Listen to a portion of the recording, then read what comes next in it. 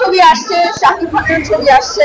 So আমি বলবো যে প্রত্যেকটা সিনেমা প্রত্যেকটা মানুষকে গিয়ে দেখার জন্য, আর তার সাথে সাথে আমাদের নীলচক্রকে উপভোগ করার জন্য। কেমন লেগেছে অবশ্যই যারা দর্শক হন।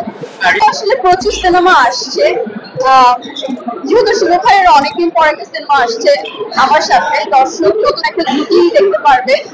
আর আমাদের গল্পটা যেই প্যাটার্নে পুরো এই জেনারেশনের গল্প, যারা স্কুল গোয়িং ভার্সিটি গোয়িং, আমার মনে হয় প্রত্যেকে ফ্যামিলি নিয়ে ছবি দেখতে পারবে। সোশ্যাল কোম্পানিতে আমার আরেকটা ফিল্ম আসছে নীলচক্র, শুভর সাথে।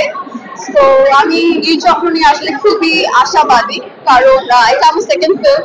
আর গল্পটা প্রচুর পরিমাণ ইন্টারেস্টিং, এই জেনারেশনের গল্প। আর আমার মনে হয় যে আমার ক্যারেক্টারটার নাম হচ্ছে রাইমা। তো কাজল রেখা থেকে রাইমা হয়ে এসেছি, দর্শকরা প্রচুর পরিমাণে ডিফারেন্স খুঁজে পাবে। আর কোনো অ্যাওয়ার্ড ফাংশনে আসলে আমার প্রতিবারই মনে হয় যে আমি কোনো গেট টুগেদার এসেছি, সবার সাথে দেখা হয় সিনিয়র জুনিয়র মিলিয়ে। সো আই থিঙ্ক এবারও ভালো লাগবে। আর যতটুকু